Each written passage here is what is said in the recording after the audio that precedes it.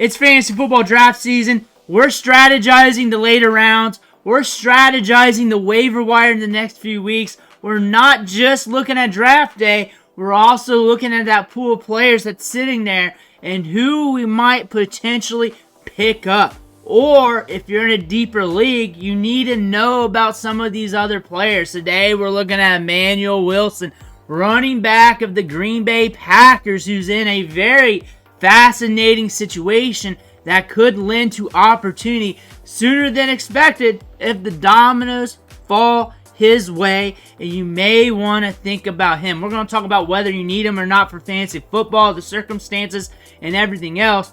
But before you do, you need to click that subscribe button right now. Tap it with the finger on your phone, click it with the mouse on the computer, because we're doing these deep dives every day on players. Multiple players a day, even during the season. We talk about the waiver wire players. We're talking about people climbing and falling down depth charts. We're doing player lists every day, even in season for the waiver wire. And on top of that, we help you set your lineups. We help you win your leagues. Click that button. Stop missing out. But Emmanuel Wilson, looking at him, if there's a player that's sitting on the back end of a roster that you want to root for, this may be a guy you want to. Last year in preseason, he had a big game on his father's anniversary of his passing, and that was a huge moment for him. On top of that, from what I read and gather from him, he's a rock-solid dude, and you always want to root for these guys on the back end of depth charts. We're dudes. This is our Disney Cinderella moment that we're watching on the TV. This is our Disney Plus right here, so you always want to root for these guys on the back end of rosters who are from small schools. He started off going to John C. Smith University, racked up 1,000 yards and 13 touchdowns, then went to Fort Valley State and then went ham in 2022 with 1,200 yards, 15 touchdowns, averaging 6.8 yards per game on the ground. Also catching 20 balls that year, 187 yards and 2 touchdowns. Showed that he can be used in the passing game.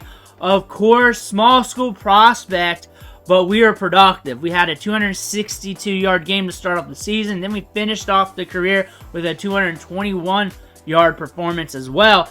But when it came to the NFL draft, we didn't hear a name called.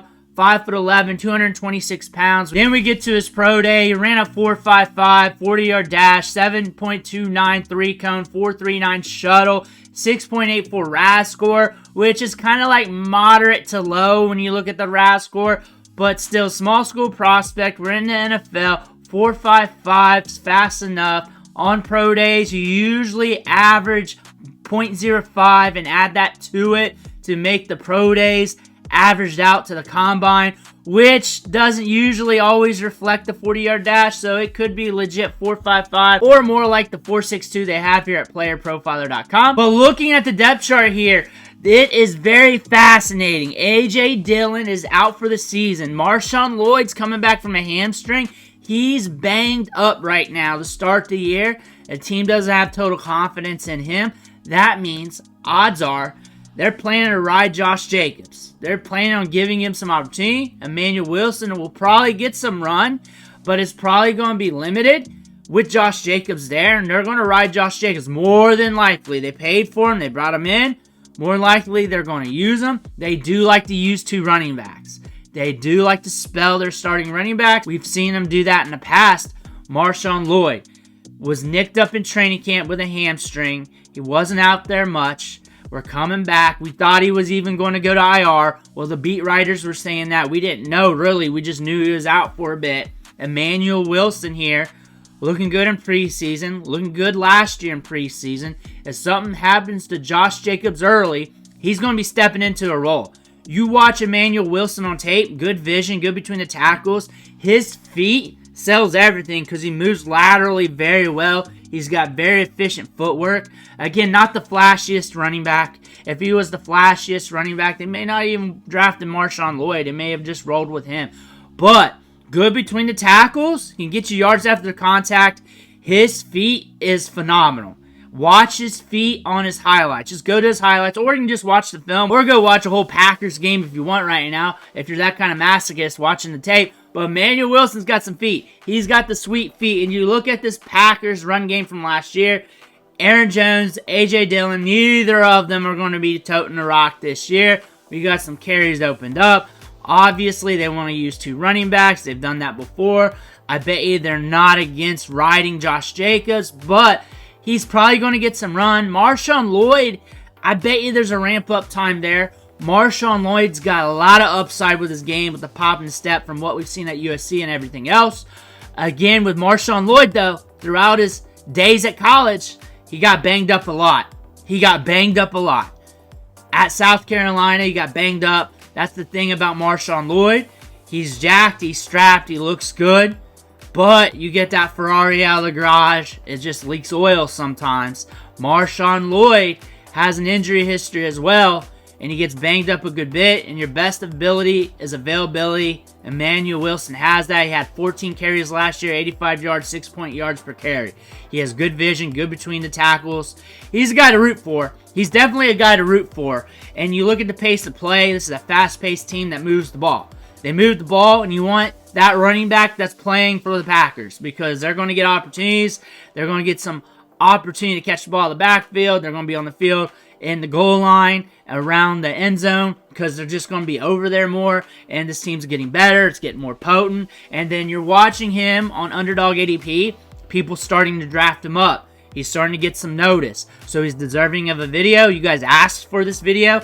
People are drafting him in round 18-ish, I bet. 18-ish, 17-ish round. You may only have 16, 17, 18 rounds, and you don't have to draft them right now.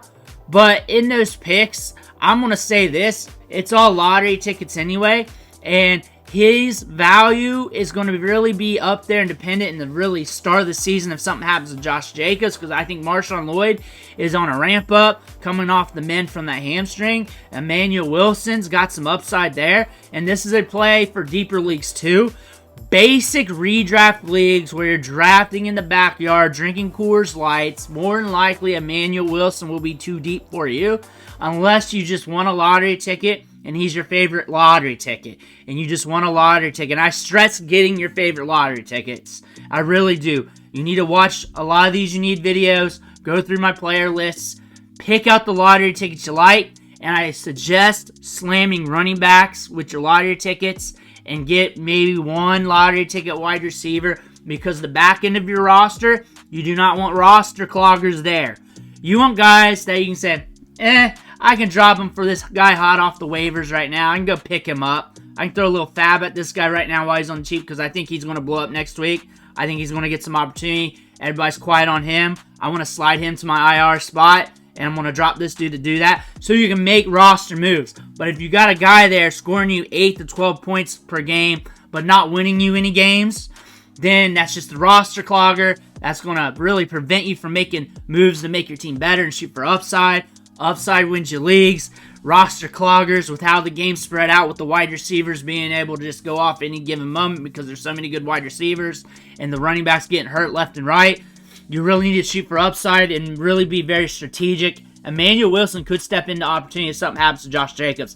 You don't want him because you got another lottery ticket. Your league's not that deep. You're in a basic redraft league. However, I stress paying attention to him. Watch this backfield, because the Packers can move the ball. They can move the ball, get it downfield. That is something you want to pay attention to. At least pay attention to Emmanuel Wilson. You want a Packers lottery wide receiver. You don't want MarShawn Llyoyd. He's too expensive. You got a deeper league. Go after him. Go get him. Do what you want to. But there is some opportunity here. He's a player to look at. He's a guy with some upside in this offense. I think anybody running the rock in this offense has some upside. Let me know what you think in the comments below. Make sure to hit that subscribe button on the way out. Thank you for watching. Catch you on the next video.